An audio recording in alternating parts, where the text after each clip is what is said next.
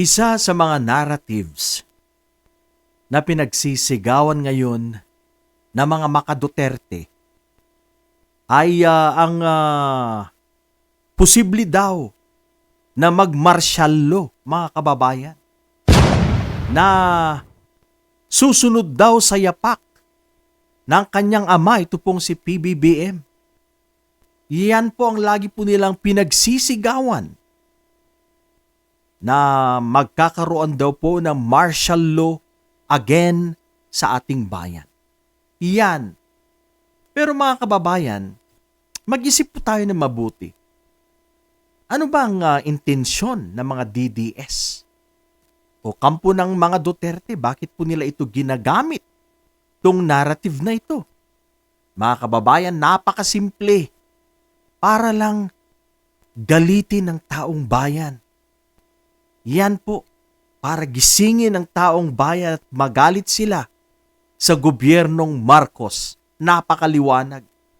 Mas maliwanag pa yan sa sabaw ng pusit. Yan. Yan po ang kanilang mga narratives ngayon, mga kababayan. Na sila ay ginigipit, sila ay pinipersecute, that this is a political persecution. Yan po ang kanilang mga pinagsasabi. Mga kababayan, huwag po tayong basta-basta na lang na maniniwala sa mga taong mapagbalat kayo, sa mga taong mambubudol, sa mga taong manluloko. Alam nyo, yung mga yan, lalo na po sila Harry Roque, Sal Panelo, at mga kasamahan, sila po yung naguudyok sa taong bayan. Lalo na po itong si Harry Roque, mga kababayan. Siya po yung naguudyok na mag-people power na tayo, pumunta na kayo sa EDSA, bla bla bla. Yan po ang laging sinasabi nitong si Harry Roque. Pero ang katunayan, wala namang contribution dahil nandun nagtatago, mga kababayan. Paano ka makakapag-people power? Dapat ikaw pangunahan mo. Pero saan ka? Wala, nagtatago ka dahil isa kang pugante. Now, mga kababayan, hindi po ako naniniwala dyan na magmamartial law na. Taktika lang po yan ng mga DDS, mga Duterte, para po magalit ang mga Pilipino sa gobyernong Marcos. Sa atin po, wala po tayong nakikitang problema na ginagawa ng Administrasyong Marcos. Kung ang pinag-uusapan po ay martial law, ang kanila pong ginagawa ay mabuti. Ipatupad ang batas. Iyan ay napakaliwanag, mga kababayan, ang pagpapatupad ng batas. Hindi po sila nanggigipit ng mga tao. Ang mga tao pong ito ay may kasalanan sa batas. Meron po silang atraso sa batas. Kaya sila ay pinaghahabol, mga kababayan. Huwag po tayong magpauto, mga kababayan. Huwag magpabudol. I know Filipinos are gullible. Napakadali pong utuin ang mga Pilipino. Dapat mag-isip po tayo, gamitin po natin ang ating yutak, ang ating kokote, mga kababayan. Isipin po natin ng mabuti, wag na lang tayong basta maniniwala na lang kung ano yung pinagsasabi ng mga, lalo na po yung mga fake news peddlers ngayon, mga nagpapakalat ng mga maling impormasyon. Alam niyo po, nakinabang dito, lalong-lalo na ang Duterte family. Nakinabang po sila sa troll farms. Sila pong nagpakalat ng mga fake news para magalit ang taong bayan kay former President Pinoy. Para magalit ang taong bayan kay former Vice President Leni Robredo. Yan, mga kababayan, ang napakaliwanag dito. Gumamit ng troll farms, troll armies ang mga Duterte. Lalong-lalo na ang mga Duterte. Kaya nakinabang dito, bumilib ang mga maraming OFWs.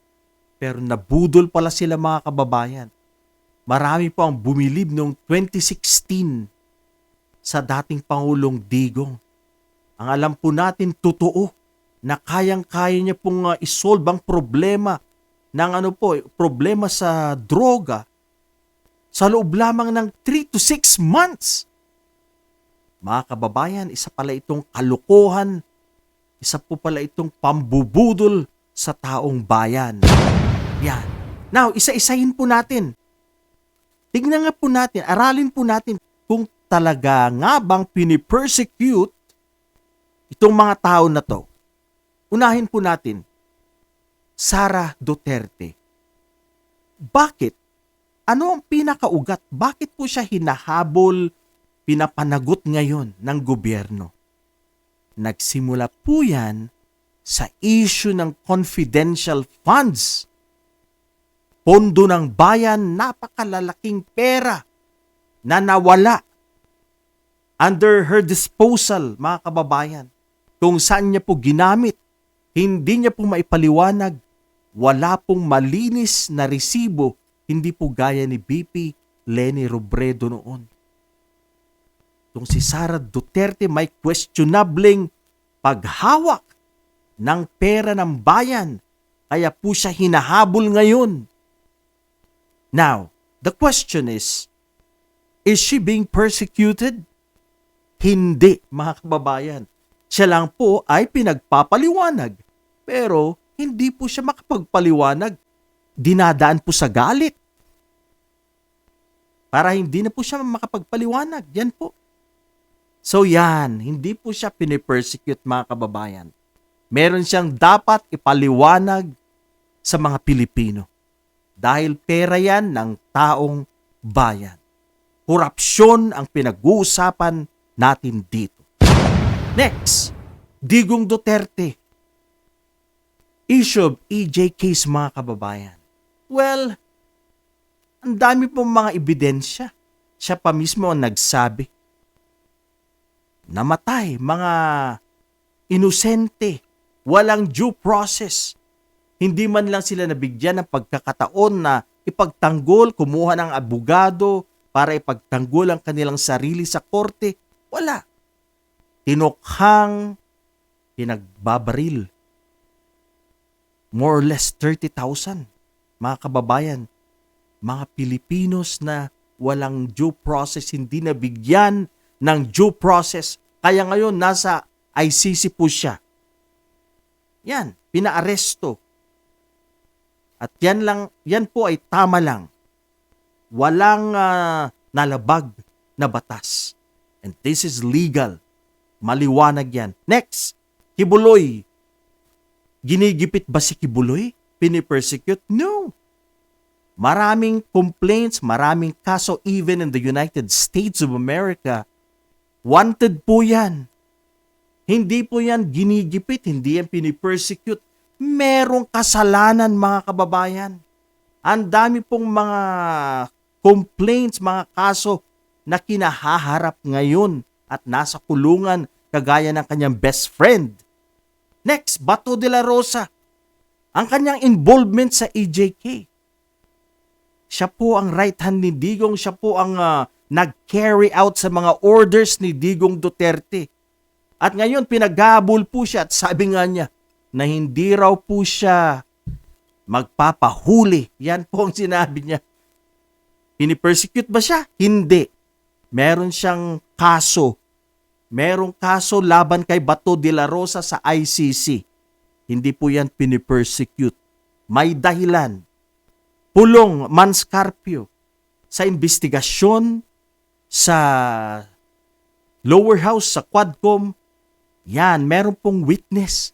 Meron pong whistleblowers nagsabi na sila ang nagpapapasok sa mga tuni-tuniladang mga DROGA galing po sa China. Iyan, mga kababayan, pinipersecute ba? Hindi. Sila lang po ay pinapanagot, magpaliwanag. kung totoo nga yung mga statements na sinasabi ni Asierto Jimmy Guban. Yan, sino pa ba? At nag-file nga po ng kaso itong si former Senator Trillanes din laban sa mga ito. Kay Bongo, former President Digong nag-file din ng graft and corruption na kaso itong si former Senator Trillanes. Bongo yan. Hinasuhan ni former Senator Trillanes. Sino pa? Harry Roque. Pinipersecute ba ang taong ito? Hindi. Siya po ay nauugnay or meron po siyang koneksyon. Nakikita po nila na ito po ay may kinalaman sa illegal na pogo itong si Harry Roque. Is he being persecuted? Hindi, mga kababayan. May kaso po siya. Malakas ang ebidensya laban sa kanya. Harry Roque, nagtatago. You know, if you are clean, hindi ka tatakbo. Ibig sabihin, may kinatatakutan, mukhang guilty. At ang panghuli, ang mga DDS vloggers. Now, pinipersecute ba si Jun Abinis, sila Maharlika, sila Bayad Bay? Sino pa? Ang dami po nila. Sasot, etc., etc. Mga DDS vloggers na mga fake news peddlers, are they being persecuted?